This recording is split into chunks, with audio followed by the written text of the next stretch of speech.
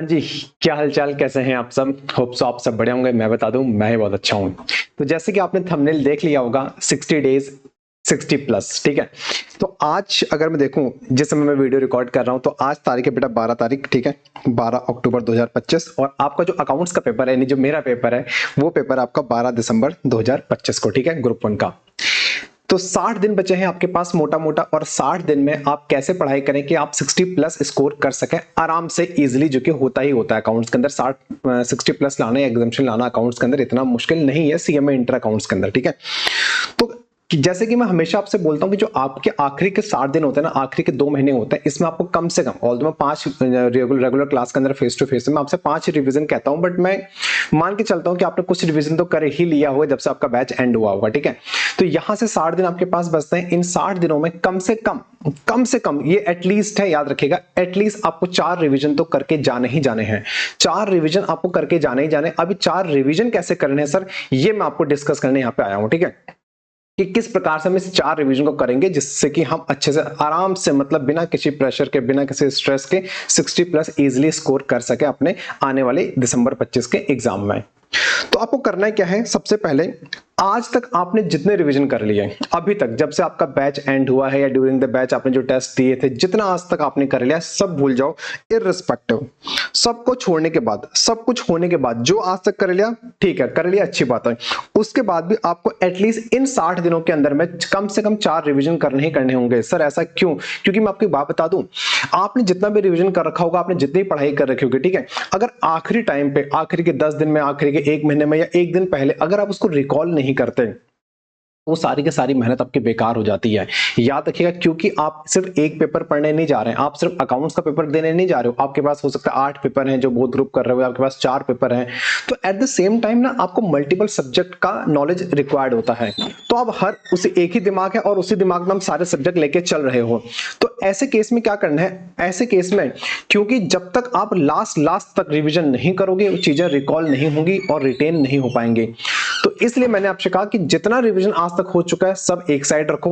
बहुत अच्छा है, याद आ रहा है, बहुत बढ़िया, रिकॉल हो रहा है, बहुत बढ़िया, irrespective of the earlier revision. अब आपको क्या करना है, 4 रिवीजन करने ही करने हैं। अब सर एक बात बताइए, सर 2 महीने बचे हैं, मतलब 60 दिन बचे हैं, और हमारे पास तो ग्रुप 1 में 4 पेपर हैं या ग्रुप 2 के टोटल मिला के सर 8 पेपर हैं, ये सर दिन भर अकाउंट्स थोड़ी पढ़ेंगे। तो मैंने कब कहा दिन भर अकाउंट्स पढ़ो? बैच एंड से लेके आज तक कुछ तो पढ़ ही रहे होगे। ऐसा तो है नहीं कि किताबें साइड रख दी होंगी तुमने, ठीक है। ड्यूरिंग द बैच तुमने इतने सारे टेस्ट दे रखे हैं तो कुछ तो तुम्हें ऐसे ही याद होगा सब कुछ। अब तुम्हें क्या करना है ना, तुम्हें इन 60 दिनों में डेली 4 घंटे, कम से कम 4 घंटे अकाउंट्स के लिए निकालने हैं। कम से कम 4 घंटे तुम्हें अकाउंट्स के लिए निकालने हैं। और सर ये 4 घंटे भी कौन से 4 घंटे होने चाहिए, जो कि मैं हमेशा आपसे बोलता हूं, आपको सुबह 4 से 8, मॉर्निंग के 4 से 8 का टाइम आपको लेके चलना है। अगर आप 4 बजे नहीं उठ पाते हैं तो मॉर्निंग के 6 से 10 का टाइम आपको लेके चलना है। मैं हमेशा बोलता हूं अकाउंट्स खुला दिमाग मांगता है रिवीजन का समय, और हमेशा अकाउंट्स मॉर्निंग में ही रिवाइज करिएगा। ये नहीं कि हम दोपहर में लेके या शाम को लेके अकाउंट्स बैठे हुए हैं। ऑल दो आपका अपना अपना दिमाग है, ठीक है, जिस जहां पर आप कंफर्टेबल फील करते हैं अकाउंट के साथ में वो अप्लाई करिए। बट फिर भी मैं, जो मेरा सजेशन रहता है, मैं हमेशा कहता हूं मॉर्निंग में आप अकाउंट्स को लेके चलिए और आप देखिए कितना इफेक्टिवली अकाउंट्स को रिवाइज कर पाओगे। तो आपको क्या करना है ना, इन 60 दिनों में 4-4 घंटे डेली के सिर्फ और सिर्फ अकाउंट्स को देने हैं। बाकी आप दिन भर में मान लो 16 घंटे आप पढ़ते हैं, तो 16 घंटे में 4 अपने अकाउंट को दीजिए, 12 घंटे अपने बाकी 3 सब्जेक्ट को दीजिए, बाकी जो भी आपके 7 पेपर बचते हैं उनको दीजिए, ठीक है। जो आपका फर्स्ट रिवीजन होगा, फर्स्ट रिवीजन यानी 15 डेज चैलेंज, तो 4 रिवीजन मैंने आपको दे रखे हैं, तो 15 तो 15 चक्को 60 दिन आपके पास बचे हैं, और 15 दिनों में इसको डिवाइड करिए। जो पहला रिवीजन होगा ना, ये सबसे ज्यादा इंपॉर्टेंट है आपका। इसमें आपको क्या करना है, जितने भी आपके इंपॉर्टेंट एलडीआर के क्वेश्चंस मैंने आपको दे रखे हैं, या जितने भी आपके पास में स्टडी मटेरियल में, ऑल दो क्वेश्चन तो है ही नहीं, पहली बात, ठीक है। जो सीएमए का स्टडी मटेरियल है उसमें क्वेश्चन तो बेटा ना के बराबर है। 4 क्वेश्चन होता है चैप्टर खत्म, 5 क्वेश्चन चैप्टर खत्म। तो वो तो ये मत पूछना सर स्टडी मटेरियल लगाना है कि, भाई साहब वो तो करना ही करना है, वो तो करना है। स्टडी मटेरियल वाले सारे क्वेश्चन तो करने ही करने, वो क्वेश्चन थोड़ी है, वो तो चैप्टर शुरू होता है उससे पहले खत्म हो जाता है। इसके अलावा जो अपना कोचिंग का मैट है, इसमें मैंने जितने भी इंपॉर्टेंट क्वेश्चन, जितने भी एलडीआर आपको नोट करा रखे थे, ये सारे के सारे तो अपने कोचिंग का स्टडी मटेरियल प्लस आईसीएमए का सारा स्टडी मटेरियल हम उसमें ऑलरेडी कवर है ही है। वो क्वेश्चन और पास पेपर के जितने क्वेश्चन इंपॉर्टेंट मैंने आपको मार्क करा रखे हैं, ये सारे आपको पेन पेपर मोड में करने हैं, मतलब प्रॉपर सोल्यूशन करना है आपको। प्रॉपर सोल्यूशन के साथ में, बिल्कुल फेयर वर्क के जैसा आप क्लास में करते हैं वैसे करना है। प्रॉपर सोल्यूशन प्लस कैलकुलेटर तो भैया भूलना मत, ये स्पीड मेंटेन रखने के लिए आपको हमेशा हमेशा चाहिए, कैलकुलेटर का साथ नहीं छूटना चाहिए। ठीक है, ऐसा ना हो कि हमारा पेन पेपर प्रैक्टिस है बट कैलकुलेटर प्रैक्टिस नहीं है, एग्जाम में बेटा फिर धोखा खा जाओगे। तो जो पहला रिवीजन होगा ना, इसमें आपको फुल्ली ये मान के करना है कि हमें कुछ नहीं आता है। ठीक है, हमें कुछ नहीं आता है, हम सब भूल चुके हैं। तो फुल्ली फ्रेश से आपको 15 दिनों में हर एक क्वेश्चन स्टडी मटेरियल का, हर एक एलडीआर और एक इंपॉर्टेंट क्वेश्चन जो मैंने आपको कोचिंग के स्टडी मटेरियल में अपना नोट करा रखा है, ये सारे के सारे प्रॉपर पेन पेपर मोड में आपको आराम से करने हैं। ठीक है, तो अब इसमें सर करेंगे कैसे कि हमारे पास मान लीजिए सर 15-16 टॉपिक हैं, तो कैसे हम स्टार्ट करेंगे, बस यही बताने में आया हूं आपको। हम कैसे शुरू करेंगे, सबसे पहले ना वो चैप्टर उठाएंगे जो कि आने ही आने हैं। अब जब मैं रेगुलर बैच में, हम ड्यूरिंग द क्लास में हमेशा बोलता हूं knowledge knowledge knowledge, conceptual clarity होनी चाहिए, नॉलेज होनी चाहिए, बोलना शुरू करो, सामने को चुप करो, वो ठीक है, वो अच्छी बात है। बट एग्जाम के एक दिन पहले मैं आपसे नॉलेज की बात नहीं करूंगा बेटा, अब एग्जाम पास करना है मुझे। अब हमें एग्जाम पास करना, नॉलेज जितनी लेनी थी वो 4 महीने के बैच में हमने क्लास में ले ली है। अब दुनिया को दिखाना है कि हाँ नॉलेज भी है हमारे अंदर और एग्जाम पास भी करने की काबिलियत हम लोग रखते हैं। अब आपको क्या करना है, आपको उठाने हैं वो टॉपिक जहां से सबसे ज्यादा स्कोरिंग है, जो कि आने ही आने हैं एग्जाम में। तो हम स्टार्ट करेंगे इजी इजी चैप्टर। सबसे पहले इंश्योरेंस क्लेम आप उठाओगे। ठीक है, इंश्योरेंस क्लेम के अंदर भी मैं आपको बता दूं, इस अटेम्प्ट के लिए आपको लॉस ऑफ प्रॉफिट उठाना है। लॉस ऑफ प्रॉफिट को आपको प्रायोरिटी बेसिस पे रखते हुए चलना है, इस बार याद रखिएगा। इसके बाद आप डेप्रीसिएशन उठाएंगे। डेप्रीसिएशन इस बार के बहुत ज्यादा इंपॉर्टेंट बनते हुए चलता है। अच्छा देखो, ये पहला दिन हो गया आपका, फर्स्ट डे, ये आपका डे 1 हो गया। ठीक है, डे 1 में आपने इंश्योरेंस क्लेम कर लिया, लॉस ऑफ प्रॉफिट कर लिया, जो भी इसके इंपॉर्टेंट क्वेश्चन थे, स्टडी मटेरियल था, पास पेपर थे, याद रखना 4 घंटे में सब कंप्लीट करना है, यानी हाथ की स्पीड अपने मेंटेन रखते हुए चलिएगा। ठीक है, 4 घंटे बहुत है इसके लिए, बहुत ज्यादा है। इसके बाद दूसरे दिन आपको क्या करना है, डेप्रीसिएशन उठाना है। डेप्रीसिएशन में अब सर छोटा सा टॉपिक है, AS 10 का छोटा सा इसमें एक तड़का लगा रखा है उन लोगों ने, और बाकी कुछ 11-12 वाले क्वेश्चंस हैं। तो इसके साथ में आपको एक छोटा सा AS उठाना है, AS 1 उठाना है आपको, इसके साथ छोटा सा AS 1 उठाना है। और AS 1 के अंदर ही मैंने आपको इंपॉर्टेंट क्वेश्चन ऑलरेडी डिस्कस कर रखे हैं। पहले आप क्या करोगे, कंसेप्ट नोट पढ़ोगे, कॉन्सेप्ट नोट पढ़ने के बाद ना आप AS के क्वेश्चंस करोगे। ठीक है, और जो मैं हमेशा बोलता हूं, हर एक चैप्टर को स्टार्ट करने से पहले याद रखिएगा सीधे क्वेश्चंस में नहीं कूदना है। कोई भी चैप्टर हो, पूरे अकाउंट्स के अंदर कोई भी चैप्टर हो, सबसे पहले आपको कॉन्सेप्ट नोट पूरे पढ़ना है। कॉन्सेप्ट नोट्स पूरे पढ़िए, फिर आप क्वेश्चंस के अंदर कूदिए। और जब भी कोई नया टॉपिक क्वेश्चंस में आपको दिखने है, चुपचाप उसे कॉन्सेप्ट नोट जाओ और फिर क्वेश्चन करो। तो इससे होगा क्या ना, आप concept note multiple time revise होंगे। इससे होगा फायदा क्या होता है, जब एग्जाम में कोई नया क्वेश्चन भी आ गया, क्वेश्चन ऐसा आ गया जो पहली बार आ रहा है और आपने पहले कभी नहीं देखा था, तो भी आप उसको हैंडल कर लोगे इजिली। ठीक है, तो हम क्वेश्चन रट्टाफिकेशन वाले सिस्टम में क्वेश्चन याद कर लेंगे, ऐसे कर लेंगे नहीं, आपको कॉन्सेप्ट नोट एंड तक नहीं छोड़ने हैं, इस बात को याद रखिएगा। 2 दिन हो गए, डेप्रीसिएशन, इंश्योरेंस क्लेम, AS 1, यानी इसमें से ये 2 तो पक्का पक्का इस बार आपको देखने को मिलेंगे। इसके बाद आपको करना है कंसाइनमेंट अकाउंटिंग। कंसाइनमेंट अकाउंटिंग के प्यारा सा चैप्टर या तो MCQ के अंदर आएगा 2 से 4 नंबर का, या 4-5 नंबर का आपको अंदर देखने को मिलता ही मिलता है। 7 नंबर में आता है बट देखने को मिलेगा ही मिलेगा। बिल्स ऑफ एक्सचेंज और डिपार्टमेंट। अब बिल्स ऑफ एक्सचेंज छोटा टॉपिक है, इजीली हो जाएगा, तो उस दिन के लिए मैंने आपको साथ में डिपार्टमेंटल अकाउंटिंग दे रखा है। और डिपार्टमेंटल अकाउंटिंग के अंदर भी पता आपको कौन सा पार्ट ज्यादा फोकस पे रखना है। डिपार्टमेंटल अकाउंटिंग के अंदर भी जो मैनेजर कमीशन वाला नहीं है, जो लास्ट में क्वेश्चन बनते हैं आपके, मैनेजर कमीशन वाला, रिवर्स कैलकुलेशन वाला, ठीक है, जहां पर रेक्टिफिकेशन ऑफ प्रॉफिट हम लोग करते हैं, वो वाला पार्ट आपको ज्यादा इंपॉर्टेंट तरीके से देखते हुए चलना है। डे 5 में आपको ब्रांच अकाउंटिंग करनी। ब्रांच अकाउंटिंग में सारे सेगमेंट करने हैं, मतलब डेटर, स्टॉक मेथड और जो भी आपका प्रॉफिट फाइनल अकाउंट मेथड होता है। याद रखें, इंडिपेंडेंट ब्रांच एक बार खाली रिवीजन कर लेना, और इंडिपेंडेंट ब्रांच के अंदर ही मैं आपसे बोलूंगा बस रिकॉल करके छोड़ना, क्योंकि इंडिपेंडेंट ब्रांच CMA ने आज तक अपने इतिहास में नहीं पूछा है। ठीक है, अब आपकी किस्मत अच्छी हुई तो पूछते हो, बात अलग है। बट हाँ, एक इसमें ना एक कॉन्सेप्ट आपका वो जो इंटर ब्रांच वाला है ना, इंटर ब्रांच वाला, उस इंटर ब्रांच को देख लेना। क्या पता कभी कोई अच्छा एग्जामिनर आ जाए भूले भटके और उसने दे दिया क्वेश्चन, तो पेपर सेट कर दिया, तो उसकी चर्चा वो कर सकता है। ठीक है, ऑल्दो ये लोग स्टॉक डेटर से बाहर निकले नहीं है, डिपेंडेंट ब्रांच के अलावा इन्होंने आज तक अपने इतिहास में कुछ नहीं पूछा है। ये सिर्फ इनकी गाड़ी स्टॉक एंड डेटर वहीं पर अटक जाती है। बट फिर भी मैं आपसे बोलूंगा, क्योंकि हमने इतने मेहनत से पढ़ रखा है इंडिपेंडेंट ब्रांच और इंटर ब्रांच ये सब, तो एक बार इसको करते हुए चलेगा। इसके बाद अब प्यारा दिन आपका अगला दिन, 15 मार्क्स कम से कम 15 मार्क्स कंफर्म जहां पे होते हैं आपका प्यारा अकाउंटिंग स्टैंडर्ड्स। तो AS 10, 11, 12 और 16 आपको यहां पे करते हुए चलना है, जिसमें याद रखना जो difference between accounting standards and corresponding Ind AS, ये difference between accounting standard and corresponding इंडियस, जैसे कि मान लो AS 11 का वो इंडियस 21 के साथ दे देता है, ठीक है, AS 16 का वो इंडियस 23 के साथ देता है। ये भाई साहब जरूर जरूर कर लेना, ये इनका फेवरेट पार्ट बनता है, difference between accounting standard and corresponding Indians. तो इस चीज को मत छोड़िएगा, इसको जरूर जरूर कर लीजिएगा। तो और अगर देखेंगे ना, इसी दिन तक आपका 40 मार्क्स तो ऐसे कवर हो जाएगा। 6 दिन में आपका 40 मार्क्स का सिलेबस यहीं पर कंप्लीट हो जाता है। 40 मार्क्स तो डन है, ये आने ही आने हैं, ठीक है। अगर जिसको से पास होने के लिए पढ़ना है तो उसके लिए इतना ही काफी हो जाता है। इसके बाद आपका अगला टॉपिक हायर परचेस, एक छोटा सा टॉपिक है जिसके अंदर मैं आपसे बोलूंगा जो रीपोजेशन वाला पार्ट है ना, वो रीपोजेशन वाला जरूर जरूर कर लीजिएगा। और रीपोजेशन में भी पार्शियल रीपोजेशन ज्यादा ध्यान दीजिएगा, क्योंकि पार्शियल रीपोजेशन में आप फंस जाते हो, ठीक है। तो पार्शियल रीपोजेशन वाला पार्ट पक्का पक्का कर लीजिएगा यहाँ पे। इसके अलावा NPO और सिंगल एंट्री, ये दो भाई हैं, इन दो भाइयों में से एक भाई तो आपको दर्शन देगा। और इस पर मैं ज्यादा इसलिए कुछ नहीं बोलता हूं ना, क्योंकि आप फाउंडेशन से पढ़ते आ रहे हो, ठीक है। NPO जो फाउंडेशन में पढ़ा आपने वही इंटरमीडिएट में है, और सिंगल एंट्री भी वो CA फाउंडेशन वाला होता है। यहाँ पे जिन बच्चों जो कॉम्बो बच्चे होंगे तो उनको पता ही है, ठीक है। बैंक रिकंसिलिएशन स्टेटमेंट इस अटेम्प्ट के लिए बहुत बहुत ज्यादा इंपॉर्टेंट, याद रखना। दिसंबर 25 के लिए बैंक रिकंसिलिएशन स्टेटमेंट पक्का पक्का आपको दर्शन देने ही वाला है, 4 से 5 नंबर या 7 नंबर का। और क्योंकि BRS छोटा सा टॉपिक होता है, 2 घंटे या 3 घंटे या 1-2 घंटे में आप खत्म कर लोगे, तो यहाँ पर आपको साथ में गैप के जो कॉन्सेप्ट है ना, आपके 12 के 12 कॉन्सेप्ट, और आपके जो क्या नाम है अकाउंटिंग स्टैंडर्ड के नाम हो गए, ये सब हो गए, क्योंकि वो MCQ में पूछता है आपसे इस AS का नाम क्या है, इस इंडियस का नाम क्या है। तो गैप के सारे कॉन्सेप्ट और अकाउंटिंग स्टैंडर्ड की जो लिस्ट है और इंडियस की जो लिस्ट है वो आपको यहाँ पे याद करते हुए चलनी है। उस दिन के लिए आपके पास ये बचा। फिर प्यारा सा AS 19 लीजेस और AS 22 आपका इनकम टैक्स का, ये आपको करना है अगले दिन। और अब ये दोनों AS बहुत छोटे छोटे AS हैं, ठीक है।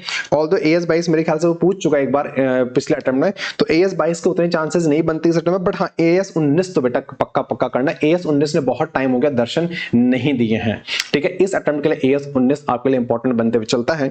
हाँ, इसके साथ में रेक्टिफिकेशन ऑफ एरर्स, इस रेक्टिफिकेशन ऑफ एरर ये वही है जो आपने फाउंडेशन के अंदर पढ़ा है। इस पर मैं इसलिए ज्यादा फोकस नहीं करता इन चैप्टर्स पे, क्योंकि यार ऐसा फाउंडेशन वाला टॉपिक ऑलरेडी आप पढ़ के आ रखे हैं, तो ये बोनस वाला टॉपिक है, ठीक है। अब इनको भी अगर आप ना कर पाओ ना एग्जाम में, तो बेटा फिर तो मंदिर जाओ और कुछ नहीं कर सकते हो। तो रेक्टिफिकेशन ऑफ एरर आपको यहां पर करते हुए साथ में चलना है। यहां तक अगर मैं देखूं ना, मोटा मोटा आपका 90 प्लस का सिलेबस कंप्लीट हो जाता है। अगर इतना भी अगर आप ढंग से कर लो, 90 नंबर आराम से आते हैं, आराम से आता है। बट रिवीजन, वही मैं कह रहा हूं, मल्टीपल रिवीजन रिक्वायर्ड होता है बेटा। इतना सिलेबस है ना, सिर्फ अकाउंट्स अगर आपके पास में होता है ना, मैं आपसे कहता बेटा कोई दिक्कत नहीं, एक ही सब्जेक्ट दिन भर यही पढ़ो। बट आपके पास एट द सेम टाइम आपको 4 सब्जेक्ट इसी दिमाग के अंदर रखने हैं। एक ही दिमाग है, उसी में चारों का ज्ञान होना जरूरी है। या जो बोध ग्रुप दे रहा है उसी दिमाग में 8 का ज्ञान होना जरूरी है। इसलिए आपके लिए थोड़ा मुश्किल बन जाता है। मुश्किल इसलिए नहीं बनता कि सब्जेक्ट मुश्किल है, मुश्किल इसलिए बनता है क्योंकि कंटेंट बहुत ज्यादा है, ठीक है।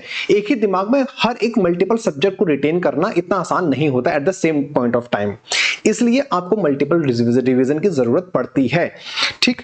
आखिरी में पार्टनरशिप, मुझे पता है 90% पार्टनरशिप छोड़ के जाएंगे। जो पुराना इतिहास है CMA के बच्चों का, पार्टनरशिप मुश्किल से 10% बच्चा है जो पार्टनरशिप अटेम्प्ट करता है, ठीक है। यही हकीकत है, अब रियलिटी को एक्सेप्ट करिए। बट फिर भी मैंने आपको बता रखा है पार्टनरशिप आपको कैसे रिवाइज करना है। डे 12 पे आप खड़े हैं, तो एडमिशन रिटायरमेंट सिर्फ गो थ्रू करिए, इग्नोर मतलब आगे चलो, इस पर टाइम नहीं देना आपको। डेथ और डिसोल्यूशन बेसिक, इस पर भी ज्यादा टाइम आपको नहीं देना है। आपको टाइम किस पे देना है इस अटेम्प्ट के लिए मैं अगर बात करूं, पार्टनरशिप का गार्नर वर्सेस मरे। ये गार्नर वर्सेस मरे ना बहुत टाइम हो गया, इंस्टीट्यूट ने दर्शन नहीं दिया है। तो गार्नर वर्सेस मरे और एक कैश डिस्ट्रीब्यूशन तो इन्होंने आज तक नहीं पूछा। इनका इतिहास पढ़ा के देख लो, कैश डिस्ट्रीब्यूशन HRCM और MLM इन्होंने कभी नहीं पूछा। बट क्या पता, जैसे मैं हमेशा बोलता, सेल टू कंपनी इन लोगों ने कभी नहीं पूछा। बट दिसंबर 24 में उसने दर्शन दे दिया, ठीक है। तो वैसे ही हो सकता है, क्या पता कैश डिस्ट्रीब्यूशन भी दिसंबर 25 में दर्शन दे दे आपको। तो कैश डिस्ट्रीब्यूशन पक्का पक्का आप करके जाइएगा, और गार्नर वर्सेस मरे तो पक्का कर लेना इस अटेम्प्ट के लिए। और अमेलगमेशन कर लेना। सेल टू कंपनी का मुझे उतना चांस नहीं लगता दिसंबर 25 में, हाँ अमेलगमेशन का मुझे थोड़ा बहुत चांस लगता है। तो amalgamation, amalgamation, Garner versus Murray और कैश डिस्ट्रीब्यूशन, ये 3 टॉपिक आपको पार्टनरशिप में अच्छे से करके जाना है, ठीक है। एडमिशन, रिटायरमेंट, डेथ ये आप बचपन से पढ़ते आ रहे हैं, तो वहां पर आपको सिर्फ एक रिवीजन की जरूरत पड़ती है। बट गार्नर वर्सेस मरे और कैश डिस्ट्रीब्यूशन, अमेलगमेशन, यहाँ पर आपको थोड़ा सा रुक के हल्के हो गया आराम से टाइम देना पड़ेगा, ठीक है, इसलिए मैंने इनको अलग अलग दिन बांट रखे हैं। तो इन 15 दिनों में आपका फर्स्ट रिवीजन खत्म हो जाएगा, जिसमें आपको करना है क्या है, आपको सारे क्वेश्चन स्टडी मटेरियल के उठाने हैं। ऑल्दो हमारे जो कोचिंग का मैट आपके पास में है तो उसमें सारा स्टडी मटेरियल कवर है, बगल में लिखा भी है एसएम का क्वेश्चन, ठीक है। और वर्कबुक आपको अलग से करनी नहीं है, वर्कबुक मैंने ऑलरेडी आपको करा के रखा है। वर्कबुक के दोनों यानी जो आपका वर्कबुक है इसके 2-2 3-3 घंटे के 2 लेक्चर मेरे पड़े हुए यूट्यूब पे, आप जाके देख सकते हैं, ठीक है। पूरी की पूरी वर्कबुक मैंने आपको सॉल्व करा रखी है। ये आपका पहला रिवीजन होगा जहां पर आपने फुल फ्लेज रिवीजन किया है। फुल फ्लेज का मतलब सारे क्वेश्चंस किए हैं, पेन पेपर मोड पे आराम से इत्मीनान से बैठ के किए हैं। अब क्या है, जो अगला रिवीजन है आपका नेक्स्ट 15 डेज का, जो सेकंड रिवीजन होगा ना आपका, वहां पर आपको क्या करना है, आपको सेम सीक्वेंस फॉलो करना है। सेम सीक्वेंस मतलब जिस सीक्वेंस में आपने ये टॉपिक उठाए हैं इसी सीक्वेंस में आपको सारे टॉपिक उठाते हुए चलने हैं। बस अंतर क्या होगा ना, आपको सारे क्वेश्चन नहीं करने। जो मैंने आपको एलडीआर का लिस्ट दिया है, ऑल्दो मैंने आपको एलडीआर का लिस्ट क्लास के अंदर ऑलरेडी दे रखा है, बट यूट्यूब वाले बच्चों के लिए मैं एलडीआर के लिस्ट जब आप ये फर्स्ट रिवीजन कंप्लीट कर चुके होंगे, इसके कंप्लीट होने तक मैं आपके लिए दिसंबर 25 का एलडीआर का लिस्ट फिर से ले आऊंगा। ऑल्दो जून 25 का जो एलडीआर का लिस्ट है वो यूट्यूब पे पड़ा है, उसको भी क्या नाम है रेफर कर सकते हो, बट दिसंबर 25 का एलडीआर में आपके सेकंड रिवीजन से पहले ले आऊंगा, ठीक है। अब क्या करना है आपको, वही बात जो हमेशा बोलता हूं, एलडीआर क्वेश्चन, लेकिन डायरेक्ट क्वेश्चन पे फिर से नहीं कूदना है। आप बोलो सर नहीं नोट्स हमें बिल्कुल याद हो चुके हैं, सर नोट्स तो हमारे रग रग में दौड़ रहे हैं, मुझे फर्क नहीं पड़ता, ठीक है। आपको कॉन्सेप्ट नोट बार बार रिवाइज करने हैं। कॉन्सेप्ट नोट बेटा आपको नहीं छोड़ने हैं, नहीं छोड़ना है, कुछ भी कर लो, क्वेश्चंस पे डायरेक्ट नहीं कूदना है आपको, पहले कॉन्सेप्ट नोट फिर क्वेश्चन, ठीक है। आप क्या करना है, यानी यहां पर आपने एलडीआर के सारे क्वेश्चंस कर लिए होंगे और कॉन्सेप्ट नोट फुल्ली रिवाइज हो चुका है इन्हीं 15 दिनों में। क्योंकि अब यहां पर मैं आपको बता दूं, यहां पर आपका कुछ और भी हो सकता है टाइम कम कर दें, आप 4 घंटे में से 3 घंटा अकाउंट्स को दे दें, बाकी आप दूसरे सब्जेक्ट को दे सकते, कोई दिक्कत नहीं, क्योंकि फर्स्ट डिवीजन आपने अच्छे से कर लिया, सेकंड में थोड़ा सा लीनियंट हो सकते हैं, फ्लेक्सिबल हो सकते हैं। जब आप थर्ड रिवीजन पे आओगे ना, यहां पे आपको क्या करना है, फिर से वही बात, सबसे पहले आपको सारे टॉपिक और सारे एएस के कॉन्सेप्ट नोट तो भाई साहब बस खून में दौड़ने चाहिए। अब आपको क्या उठाना है, पास्ट अटेम्प्ट के क्वेश्चन पेपर उठाने हैं। तीसरे रिवीजन में आपको पास्ट अटेम्प्ट, यानी हमारे जो कोचिंग का जो मैथ है उसमें देखो पहले एसएम होता है, एसएम के बाद आपकी वर्कबुक है, वर्कबुक के बाद आपका लास्ट में पास्ट पेपर और एमटीपी आरटीपीज है। अब आपको पास्ट पेपर उठाने हैं। अब इन पास्ट पेपर के क्वेश्चन में क्या सर पूरे पिछले 10 साल के सारे पेपर करके जाने? The answer is no.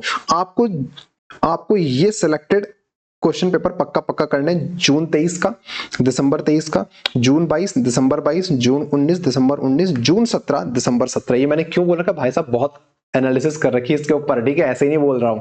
ये पेपर तो पक्का आपको करके जाने ही जाने हैं। तो जो थर्ड रिवीजन होगा ना, इस थर्ड रिवीजन में आपको पास्ट पेपर प्लस एमटीपी उठानी है। और एमटीपी कौन सी? जून 24 वाली, दिसंबर 24 वाली, जून 25 वाली, जून 23 वाली और दिसंबर 23 वाली एमटीपी आपको यहां पे करते हुए चलना है, ठीक है। तो इस रिवीजन में आपने एमटीपी वगैरह किया होगा। सर अकाउंटिंग स्टैंडर्ड, भाई साहब अकाउंटिंग स्टैंडर्ड को जितना आप मल्टीपल रिवीजन करें उसके नोट्स का, जिसको हम लोग कॉन्सेप्ट लोग बोलते हैं, वो प्लस करस्पॉन्डिंग इंडेक्स के साथ में डिफरेंस तो बेटा मत भूलना। करस्पॉन्डिंग इंडेक्स के साथ में डिफरेंस तो आपको बिल्कुल भी नहीं भूलना है, ये तो पक्का करते हुए चलना है, ठीक है। Yes sir, yes sir, yes sir. इसके बाद देखो, अब आपका आखिरी रिवीजन, आखिरी 15 दिन एग्जाम से पहले, ठीक है, 15 दिन बचे हैं, अकाउंट्स का पेपर आने वाला है, आपका लास्ट रिवीजन, फाइनल किक जिसको आप बोलते हैं। सबसे पहले कॉन्सेप्ट नोट थॉरली आपके दिमाग में बस चुके होने चाहिए अब तक, क्योंकि इतनी बार आप कॉन्सेप्ट नोट याद कर चुके हो, रिवीजन कर चुके हो, तो अब तो कॉन्सेप्ट नोट बस आपसे सामने से पूछने की जरूरत है, बस यहां से आपको बिल्कुल एआई की तरह बोलना शुरू कर देना है, ठीक है। टॉपिक सीक्वेंस अब क्या होगा, अब टॉपिक सीक्वेंस चेंज हो जाएगा, क्योंकि सर अब 15 दिन एग्जाम के बचे हैं, अब तो पास होना है। तो आपको क्या उठाना है, छोटे छोटे टॉपिक जो कंफर्म है कि आने ही आने हैं। बीआरएस उठाना है, बिल ऑफ एक्सचेंज उठाना है, depreciation, errors and rectification, insurance claim, यहीं तक पता है आपको, यहीं तक आपका 25 से 30 मार्क्स कवर हो जाता है, यहीं तक आपके 25 से 30 मार्क्स कवर हो जाते हैं, ठीक है। डिपार्टमेंटल के अंदर याद कर, रेक्टिफिकेशन वाला जो मैनेजर कमीशन वाला आखिरी क्वेश्चन 2 बनते हैं आपके, और अकाउंटिंग स्टैंडर्ड में 10, 12 और 16 आपको करते हुए चलना है। एएस 11 में वो जो ट्रायल बैलेंस का कन्वर्जन नहीं है, क्या नाम है, एएस 11 में जो ब्रांच के अंदर भी आप पढ़ते हैं, फॉरेन ट्रायल को कन्वर्ट करता है इंडियन करेंसी में, वो वाला क्वेश्चन जरूर करते हुए चलना। और ब्रांच में नॉर्मल डिपेंडेंट के अंदर आपको डेटर मेथड करते हुए चलना है इस दिसंबर 25 के एग्जाम के लिए। इसके बाद कंसाइनमेंट छोटा सा टॉपिक है, आना ही आना है। एनपीओ सिंगल एंट्री, 2 भाइयों में से एक भाई आपको पक्का देखने को मिलता है हर अटेम्प्ट में, तो कर लो यार, क्या जा रहा है इसमें। इसके बाद पार्टनरशिप आपको प्रायोरिटी पे रखना है, सेल टू कंपनी, ऑल्दो मैं फिर आपसे मैंने ऊपर कहा भी था सेल टू कंपनी करना है तो कर लो, लेकिन कैश डिस्ट्रीब्यूशन और Garner versus Murray, cash distribution और गार्नर वर्सेस मरे तो बेटा कंफर्म है, पक्का पक्का दिसंबर 25 में इनमें से एक तो आपको दर्शन देगा ही देगा।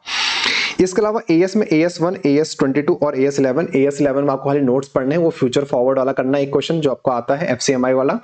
और उसके अलावा एक AS22 देख लेना, AS22 का मुझे लगता नहीं वो डिफरेंस ज्यादा पूछता है। यहाँ पर AS1 में आपको फंडामेंटल अकाउंटिंग असम्पशन पूछेगा, वो जो फर्स्ट क्वेश्चन आपका जहां पर चेंज इन अकाउंटिंग पॉलिसी हो रही है वो क्वेश्चन पूछेगा, ठीक है। इसके अलावा उनके पास क्वेश्चन पूछने के लिए है भी नहीं। अब जो आपसे हमेशा मेरी रिक्वेस्ट रहती है कि क्वेश्चंस पे बेटा डायरेक्ट मत कूदिएगा, क्वेश्चंस पे तभी आइएगा जब आपने कॉन्सेप्ट नोट पहले पढ़ लिए हो। अगर कॉन्सेप्ट क्लियर है तभी क्वेश्चन पे कूदना, वरना तुम क्वेश्चन रट्टा मार रहे हो। और याद रखना एग्जाम में पेन नहीं चलेगा, हाथ, क्वेश्चन आता तो होगा, कैसे करना है पता तो होगा, लेकिन हाथ नहीं चल रहा होगा क्योंकि प्रैक्टिस तुम्हारी है नहीं, तुम रट्टा मार के आ रखे हो। कुछ भी आपको रटना नहीं है और अपने आपको सिर्फ और सिर्फ पास पेपर तक लिमिटेड मत रखिएगा, क्योंकि 90% CMA का बच्चा ना पास पेपर पढ़ के एग्जाम देता है, वो होता नहीं आता है मार्केट में, ठीक है। उसको लगता है पास पेपर के क्वेश्चंस कर लिए हो जाएंगे, भाई साहब नहीं यार, प्रोफेशनल कोर्स कर रहे हो, प्रोफेशनल तरीके से तैयारी करिए, ठीक है। तो जैसे तैयारी होती वैसे करिए, ठीक।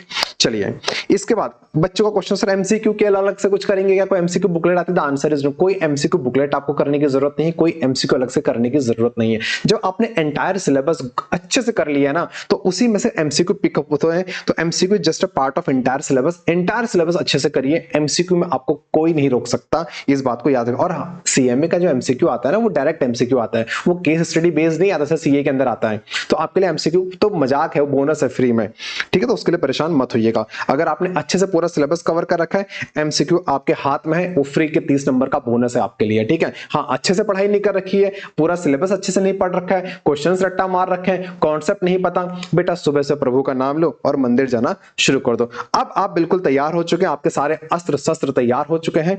अब आप जाइए और दिखा दीजिए ICMI को, आप आने वाले फ्यूचर कॉस्ट अकाउंटेंट है। कौन है आप? जाओ सीधे से, हमेशा बोलते दुनिया को जवाब मत दो, जवाब देने का वक्त उस दिन होता है जो वो 3 घंटे होता है।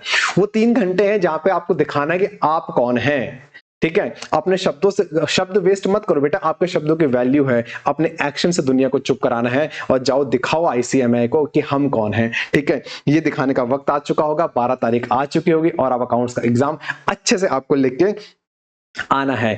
क्यों बार बार सर मल्टीपल रिवीजन आप कहते हैं? क्योंकि जितना मल्टीपल रिवीजन करोगे आपका स्ट्रेस एग्जामिनेशन हॉल में उतना कम होगा। क्वेश्चन आएगा, आपने 10 बार प्रैक्टिस करी होगा, आपका पेन बिल्कुल नहीं रुकेगा, बस चलना स्टार्ट हो जाएगा। अगर ऐसा नहीं, मल्टीपल रिवीजन नहीं होंगे, आपको आता तो होगा बट पेन चल नहीं रहा होगा बेटा, फिर सर खुजलाने से कुछ चीजें रिकॉल नहीं होंगी वहां पे, इस बात को याद रखिएगा, ठीक है। एक दूसरी बात, अकाउंटिंग हमेशा हमेशा आपको पता है पेन पेपर प्रैक्टिस ज्यादा मांगती है। ये कोई थ्योरेटिकल सब्जेक्ट नहीं है, एक न्यूमेरिकल सब्जेक्ट है। न्यूमेरिकल सब्जेक्ट में आपको पता है ये चीज यहां जानी, वो चीज वहां जानी, तो मल्टीपल कॉन्सेप्ट है, हर जगह अलग अलग कॉन्सेप्ट है। तो जितना आपने हाथ चलाया होगा, जितना पेन पेपर मोड में आपने काम कर रखा होगा, उतना आपके लिए अच्छा होगा, उतना आपका पेन अच्छे से चले। जैसे मैथमेटिक्स में होता है, इतने सारे टॉपिक होते हैं, अलग अलग कॉन्सेप्ट होता है, अलग अलग फॉर्मुलेज होते हैं, बट जितनी बार आपने ना पेन पेपर जितनी बार हाथ से सॉल्व किया होता है, आपका हाथ अपने आप चलता है, दिमाग लगाना नहीं पड़ता, बस आपने क्वेश्चन देखा, हाथ मेरा चलना चालू हो जाता है। ये क्यों होता है? क्योंकि मल्टीपल टाइम मैंने पेन पेपर मोड में प्रैक्टिस कर रखी है। और मैं इसीलिए बोलता हूं अकाउंट्स में एंड तक जाते जाते जब आप ऑडिट टेक्निक से बिना क्वेश्चन सॉल्व कर रहे होंगे, लास्ट में जब ऑडिट क्वेश्चन देखा, आंसर टिक टिक किया,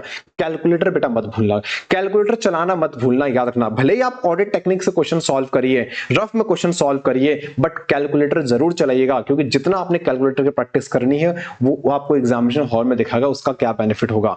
कैलकुलेटर एंड तक आपको नहीं छोड़ना, याद रखना। भले ही पेन पेपर मोड पे नहीं कर पा रहे हो, ठीक है, असर टाइम नहीं है, बहुत ग्रुप है, इतना समय नहीं है, ऑडिट टेक्निक से क्वेश्चन सॉल्व करें, वेरी गुड, कोई दिक्कत नहीं है, रफ में सॉल्व करो, कोई दिक्कत नहीं है, लेकिन कैलकुलेटर चला के करना है, इस बात को याद रखेगा। इसके बाद अब कुछ नहीं, जितना अच्छी प्रैक्टिस, हाथ उतना सा तेज चलेगा। बस यही तक था और मैं आपसे कुछ नहीं कहना चाहता हूं। बाकी एक्शन आपको दिखाना है 12 तारीख को, 12 दिसंबर को, जब अकाउंट्स का पेपर आपके सामने होगा। तो wish you all the best from my side and फिर बताना कि एग्जाम कैसा हुआ, पेपर कैसा हुआ, फिर मुलाकात करेंगे आपसे, ठीक है। तो उम्मीद करता हूं जब हम लोग अगली बार मिलेंगे तो हम लोग फाइनल का पेपर डिस्कस कर रहे होंगे, फाइनल के पेपर की स्ट्रेटजी बना रहे होंगे। जब नेक्स्ट टाइम मिलेंगे हम लोग सब CMA फाइनल के अंदर होंगे, ठीक है। यही मेरे आपके लिए दुआएं हैं, यही मेरी प्रार्थना है कि जल्द से जल्द आप फाइनल के अंदर आइए और अच्छे से अपना पेपर करिए। Wish you all the very best. Thank you for watching. Thank you.